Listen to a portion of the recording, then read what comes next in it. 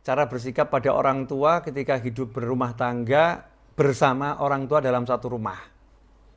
Dia tinggal satu rumah, ada istri, ada anak, terus ada orang tua. Sikap yang betul bagaimana? Satu hal yang harus digarisbawahi, kemudian ditebalkan, kasih tanda seru yang banyak. Tanda seru yang banyak.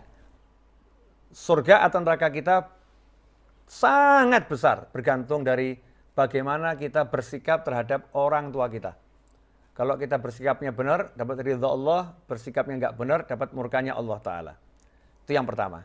Kalau udah paham seperti itu, maka prioritas yang paling tinggi adalah orang tua. Bukan istri, bukan anak, bukan cucu, bukan cicit. Ya, bukan istri, bukan anak, bukan cucu, bukan cicit. Jadi prioritas paling tinggi adalah orang tua. Termasuk orang tua itu adalah kakek nenek ke atas dan juga ayah dan ibunya istri alias mertua ke atas. Itu orang tua kita. Itu orang tua kita. Top ya, paling tinggi prioritasnya itu ayah dan ibu. Nah, sekarang dalam satu masalah kita berbeda pendapat dengan ibu atau ayah. Gimana cara menyikapinya? Simple. Sodorkan perbedaanmu pada Al-Quran, hadis Nabi Muhammad SAW, dan ilmunya para ulama. Kalau ternyata yang dianjurkan ibumu, orang tuamu, tidak bertentangan dengan Al-Quran, tidak bertentangan dengan hadis, tidak bertentangan dengan anjuran para ulama, ya, maka wujudkan apa yang diinginkan ibu atau ayahmu. Kesampingkan keinginanmu. Tapi saya pengen keinginan saya terlaksana. Boleh. Gimana caranya? Caranya adalah sambil kamu wujudkan keinginan orang tuamu, mulai gunakan semua kekuatanmu dalam berbicara, dalam bersikap, ya dengan santun, dengan indah, dengan baik. Rayu orang tuamu untuk mewujudkan apa yang kamu inginkan. Contohnya saya dulu mau nyantri nggak boleh. Ibu saya melarang. Nggak boleh ke pesantren, nggak boleh kuliah ke kampus. Bolehnya kalau di kota Solo. Keluar dari Solo nggak boleh. Intinya ibu saya mirip Nabi Yakub alaihissalam. Nggak bisa pisah dari anaknya, cinta gitu. Nah sementara saya melihat pengennya kuliah di Bandung atau di Surabaya waktu itu. Karena jurusan yang saya cari, teknik informatika atau ilmu komputer adanya waktu itu yang bagus di ITB atau di ITS. Di masa itu ya. Di ITB atau di ITS. Berarti udah pupus nih. Nggak mungkin saya bisa ke Bandung atau ke Surabaya untuk ke ITB atau ke ITS. Saya turutin ibu saya. Saya nggak kuliah. Bayangkan ya, di sekolah itu ya nggak jarang dapat juara 1 atau juara 3. Pernah juga juara 20. 20 kan tetap juara ya. EQ di atas rata-rata.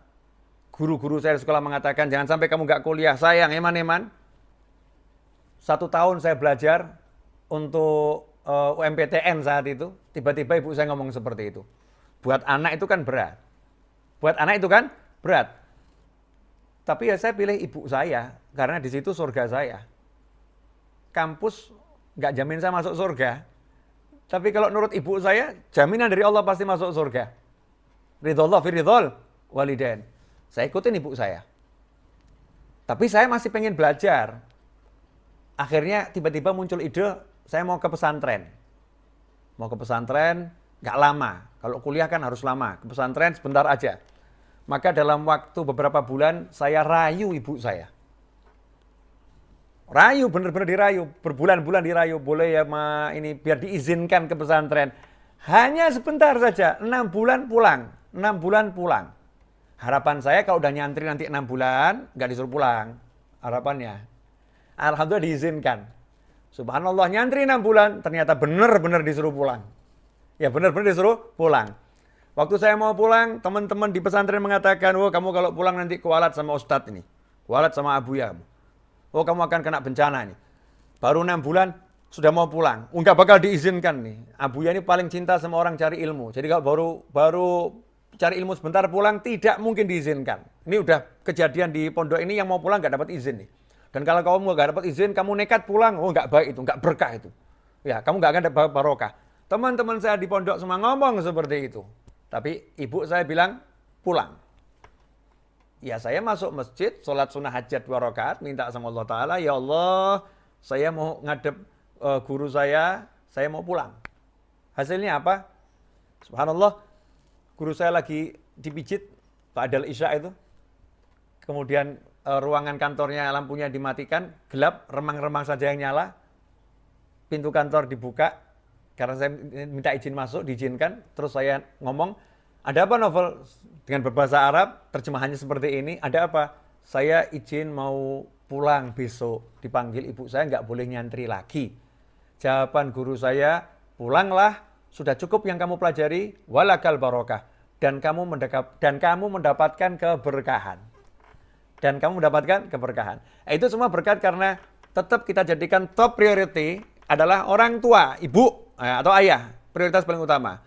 Bahkan sebagian ulama mengatakan, kalau kamu mengutamakan anakmu di atas orang tuamu, maka kamu anak yang durhaka. Jadi kalau kita utamakan anak kita ini di atas orang tua kita, kita anak durhaka. Misal ibu sakit, anak sakit. Semua mau dibawa ke rumah sakit. Ibu minta dibawa berangkat ke rumah sakit dulu, istrimu bilang anak kita dulu. Istrimu bilang anak kita bawa rumah sakit. Ibu sekarang rumah sakit, ibu sekarang rumah sakit. Kalau kita milih anak kita dan kita menjadikan ibu kita nomor 2, maka bukan anak yang berbakti. Karena mengutamakan anaknya di atas orang tuanya. Seharusnya anak engkau di rumah dulu, ibu manggil saya. Maka berangkat ke rumah sakit, antarkan ibunya, baru dia antarkan orang tuanya. Kalau memang harus seperti itu. Kecuali ya ngomong dulu sama ibunya, Bu, ya saya mau antarkan ibu, tapi ini cucu ibu lagi sakit. Boleh nggak saya antarkan anak dulu ke rumah sakit? Tetap prioritas di hati adalah orang tua. Selanjutnya kalau mau ngantar anak, tanya dulu sama ibunya. Ya, tanya sama ibu kita bagaimana seharusnya. Ini tetap dalam Islam seperti itu, Allah ngajarkan seperti itu. Kalau kita ikutin aturan Allah ini, hasilnya bagus.